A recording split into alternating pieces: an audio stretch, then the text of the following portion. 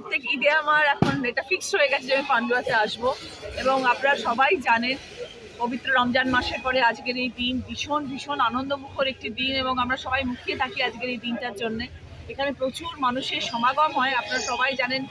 Red রোডে আমরা জেনে এসেছি বিশাল বড় ঈদের নামাজ হয়, কিন্তু তারপরে সব থেকে বৃহত্তম হচ্ছে আমাদের পান্ডুয়ার ঈদের নামাজ। আর সেটাও বিখ্যাত হয়ে গেছে এবং চারিদিকে প্রচার হয়েছে সেটা নিয়ে। আমার ভীষণ খুশি লাগে এখানে আসতে। আমার নিজের জায়গা হুগলি জেলার মধ্যে পান্ডুয়া আমার কাছে ভীষণ প্রিয়। আমি সবসময় এখানে আসি, আমার এখানে অফিস আছে, আমার মানুষজন এখানকার ভীষণ প্রিয়। আমি সবসময় তাদের কাছে চিরকৃতজ্ঞ, কারণ আজকে আমি যে সাংসদ তাদের প্রচুর ভালোবাসা আশীর্বাদ পেয়েছি বলে আজকে আমি এখানে সাংসদ। এবং আরও একটা আজকে খুশির খবর হচ্ছে, আমাদের এবারে নতুন প্রার্থী আসছে বিধানসভার।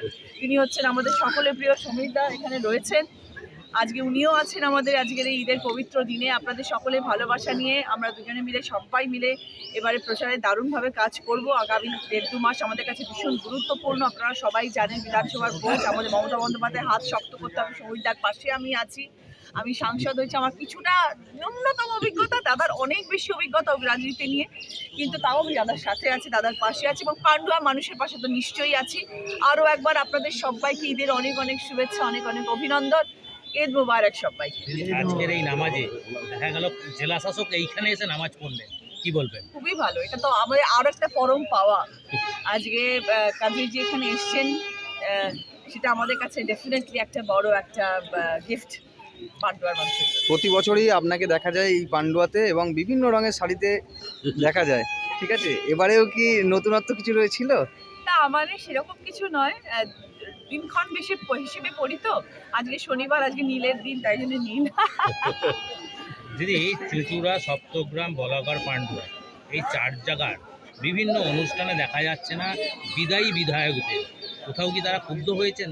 দেখুন, কে কোথায় কখন আসবেন তার সে সময় খালি আছেন কিনা সবারই একটা সময়ের ব্যাপার আছে। সবাই সবসময় সব জায়গায় উপস্থিত থাকতে পারেন না, তো সবাইকেই আমন্ত্রণপত্র দেওয়া হয় এবং যারা আসতে মনে করবেন আসবেন, যারা আসতে পারবেন না আসবেন না, তাদের কোনো আশায় না কোনো কাজ।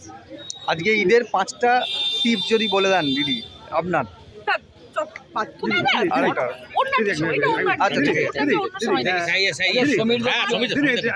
যেটা হচ্ছে পান্ডুয়াতে দেখা যাচ্ছে যে বিধায়িকা ছিলেন, তার অফিসটা বন্ধ এবং যে ফোন নাম্বার ছিল সেটাও মুছে দেওয়া হয়েছে। তাহলে মানুষ যদি প্রয়োজন হয় কি করবে? মানুষ যদি প্রয়োজন হয়, দলের প্রচুর মানুষরা রয়েছেন, আমাদের ব্লক সভাপতি রয়েছেন, আমাদের এখানে শিল্পা রয়েছে, সঞ্জয় রয়েছে, অসিতা রয়েছেন, সবাই রয়েছেন, প্রচুর মানুষ রয়েছেন, তারা নিশ্চয়ই সবাই এগিয়ে থাকবে। তা আমি রয়েছি, আর কি চাই? সবাই রয়েছে। আর তো একটা মাস একটু কষ্ট করতে পারবেন না, যেখানে সাংসদ রয়েছে, এতগুলো মানুষ রয়েছে, মানুষের জন্য আমরা সবাই রয়েছি।